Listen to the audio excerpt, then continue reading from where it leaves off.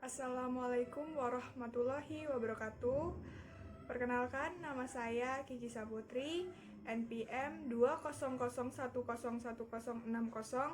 dari kelompok 10 kelas B, Prodi S1 Keperawatan Reguler, Universitas Aisyah Pingsewu. Assalamualaikum warahmatullahi wabarakatuh. Perkenalkan, nama saya Putri Eka Julianti, NPM 20010101061 dari kelompok 10 kelas B reguler, Prodi S1 Keperawatan, Universitas Aisyah Pingsewu. Menulis abstrak dalam karya tulis ilmiah. Apa pengertian abstrak dalam karya tulis ilmiah? Yang dimaksud dengan abstrak adalah suatu ringkasan atau rangkuman isi karya tulis ilmiah, bertujuan untuk memudahkan pembaca dalam memahami maksud penulisan karya ilmiah tersebut. Di dalam dunia pendidikan, tulisan abstrak selalu digunakan oleh lembaga sebagai informasi pada halaman awal saat penulisan karya ilmiah mengenai suatu penelitian seperti pada skripsi, tesis, jurnal, dan sebagainya. Selanjutnya, ciri-ciri abstrak karya tulis ilmiah yang baik. Yang pertama, terdapat beberapa paragraf yang merupakan suatu kesatuan yang dapat berdiri sendiri. Yang kedua, mengikuti kronologis dari tulisan pembahasan. Yang ketiga, adanya transisi secara logika antara informasi yang disampaikan.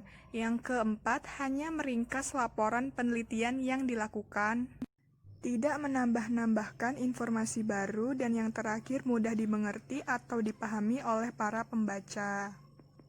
Selanjutnya, hal-hal yang perlu diperhatikan saat menulis abstrak karya ilmiah. Yang pertama, struktur paragraf. Abstrak pada karya tulis ilmiah harus ditulis dalam suatu paragraf yang memberikan penjelasan mengenai isi dari pembahasan dengan singkat, jelas, dan mudah dimengerti pembaca. Yang kedua, jumlah kata. Jumlah kata yang ideal untuk satu paragraf terdiri dari 150 hingga 200 kata.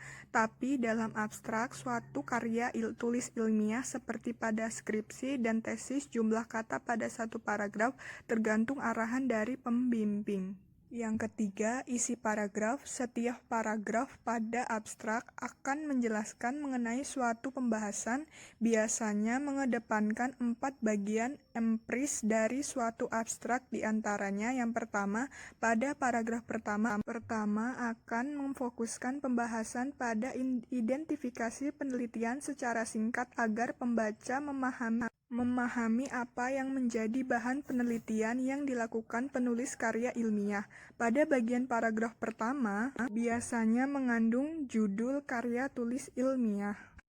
Pada paragraf kedua akan memberikan gambaran dengan jelas mengenai penelitian yang dilakukan untuk proses mencari jawaban mengenai permasalahan yang diteliti. Pada paragraf ketiga, penulis akan memaparkan dan menjelaskan temuannya permasalahannya kepada para pembaca.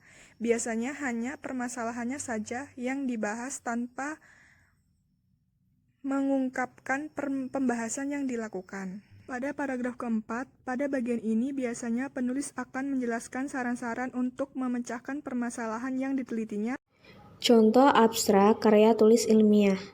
Berikut ini salah satu contoh abstrak pada skripsi yang terbagi ke dalam bahasa Indonesia dan bahasa Inggris. Bisa dilihat di bawah ini. Abstrak terdiri dari 4 paragraf. Paragraf pertama menjelaskan bahan yang menjadi penelitian yang dilakukan penulis. Pada bagian ini biasanya terdapat judul karya tulis ilmiah. Paragraf kedua umumnya menjelaskan secara singkat mengenai metode penelitian yang digunakan dan teknik pengumpulan data yang digunakan. Paragraf ketiga menjelaskan temuannya, permasalahannya kepada para pembaca yang akan diteliti dan dicarikan solusinya. Dan paragraf keempat menjelaskan saran-saran atau cara untuk memecahkan permasalahan yang ditelitinya. Kesimpulan pembahasan. maka dapat disimpulkan bahwa abstrak yaitu suatu ringkasan atau rangkuman isi karya tulis ilmiah. Fungsi abstrak pada karya tulis ilmiah yaitu untuk memberikan informasi kepada pembaca mengenai hasil penelitian yang dilakukan penulis, sehingga pembaca dapat mengetahui hasil penelitian tanpa harus membaca keseluruhan tulisan penelitian. Dan abstrak juga berfungsi untuk memudahkan orang lain mencari referensi dalam penelitian. Sekian dari kelompok kami. Apabila terdapat kesalahan, kami mohon maaf.